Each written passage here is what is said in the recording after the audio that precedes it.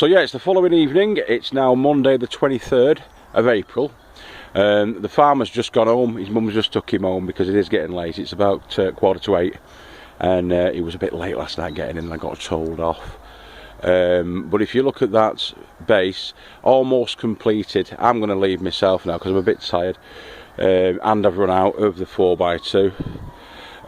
But to complete this, which we will be doing on the next episode, the base at least, and the floor rafters, is we're going to complete these ends where I've infilled just to square them off there on the ends.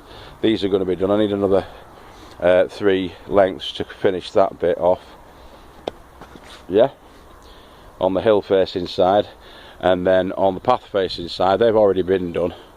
So you measure each one of those individually, fit them in and screw them in, which is what I've done, as you can see. Now, instead of using big long massive screws, what you do is you're setting these screws in at an angle so that it meets up with that one. So that one screws into that one.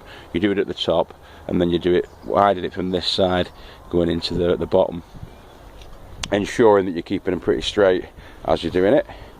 And you make sure that you knock them in. I don't know what my little farmer's done with the big rubber hammer, but it's gone missing, so I'm still using that stick that I was using to do this bit with before, knocking those screws in.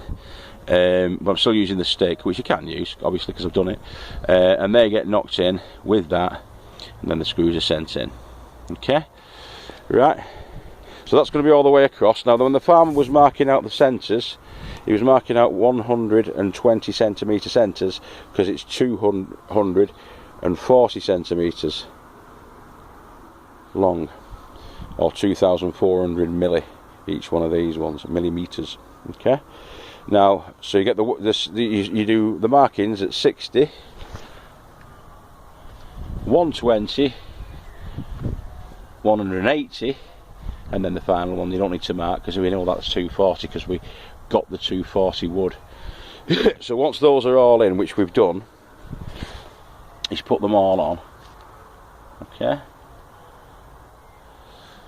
we're going to run noggins between here and here, and the centre of the noggin will sit there, half there, with the line in the centre, and that's where it'll sit. And then when we put the boards on, we know where to screw, and the timber's going to be underneath the boards. We'll know where they are because they'll be at 60. Each one of these will be a 60 square, and it'll be like a checkerboard effect. So we're going to do that and finish that off tomorrow. And once they're all in, we'll see how it is for strength and stability, but we're thinking it might be a little bit boingy because of the 8-foot spans or the 240 centimetre spans. So we're going to support it as well in the centre underneath. Once all the framework is in, the grid is in, we're going to build it up from underneath and wedge it from underneath with a couple of flags and a few packers and whatnot, just in the centre there to support that centre, and then it should have enough stability and strength. Once the boards are on as well, which are going to be 8x4 OSB boards on the top to form the floor, and they're all screwed in, that'll give it a lot more strength as well, so it'll be solid as a rock, I think. And when we're building off from that to put the walls in and such, it's going to be coming off from the 4x2s, which are again on flat-sided 4x2s. That'll be strong enough, you know, with the boards on top to carry the weight. It's only a single-storey timber building that we're building. I mean, we're probably going a bit Heath Robinson on this and going a little bit overboard on it, but we want it to last, and we want it to last about a good 20 years or so. So it's all going to be treated this afterwards. I'm going to point up all the blocks. I'm going to continue to fill the trench that's around it, yeah, with more concrete and a mixture of concrete and gravel into that. So although it looks quite high, and you'll probably need to have a big step up into it at the moment because it's around about 12 inches high, it won't be when it's done, because around it, that floor level will be raised up to about 2 or 3 inches below where the timber starts, and so your step up's only going to be about 8 inches, which is 8 to 9 inches, something like that, with the boards on. It's not too bad. And then of course we're going to put the flags around it as well, so it's going to be like a patio area in this location, yeah, which is about 4.5 feet wide. Yeah, so we're going to have a patio area there where we can sit out, we can have drinks in the summertime and all that kind of stuff. And then at the front here, where the roof runs off from this location down, the water butt's going to go down there in this area somewhere. The door's going to be here in this area, and there's going to be another door over there which will lead into the lean-to greenhouse that we're going to put on the back of this. So the slope of the roof, this is what I'm thinking anyway, unless I change my mind, we're going to have a single pitch on this, on the roof of this, which is going to go from the high point here, which is going to be about 9 feet high at this end, sloping down to about 6.5 foot or maybe 7 feet at this end, and then the opposite, where the lean-to greenhouse will be coming down that way. Okay, that is the plan for this, but still a lot to do, quite a lot to do. But here we get a solid foundation. Like anything else in life, you get a solid foundation, you can build off that and it should be fine and dandy.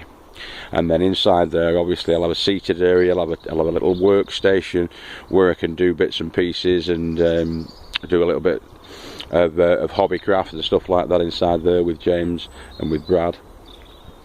And then in this part is where all the tools are going to go. The door, as I say, into the little greenhouse lean-to is going to go there, into the little greenhouse lean-to. The greenhouse lean-to itself will have a door here, because underneath them bags is where the step is that used to go into the old shed.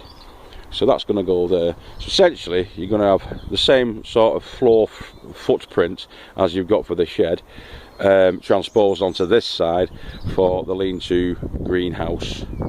So it's going to be pretty good, hopefully, when it's finished. But it's going to take about, I'd say, a couple of weeks really to get it all done. But I want the shed up by the end of play next Sunday. So I want this done and completed before we go into May. And I've also got to get all my planting done before the beginning of May and get all the plants out. I will put them under the scaffold netting in the hoop, one of the hoops. That'll definitely be done next week. So as many plants as I can get underneath there. I must finish these off, but I'm still debating on how to finish those off, because I don't want the bugs to get in, but I need to be able to top dress easily with the compost and everything at the end of the season. So if I put the screen and everything over the top, and I can't actually lift up the top, because I can lift the sides up, as you know, but if I can't actually lift the top up, it's going to be a bit of a pain to get fresh soil and mulch into that, horse manure, etc., whatever I'm going to put in there. So I've still got to think about that and see what's what with that. Still a lot of work to do really on those caged raised beds.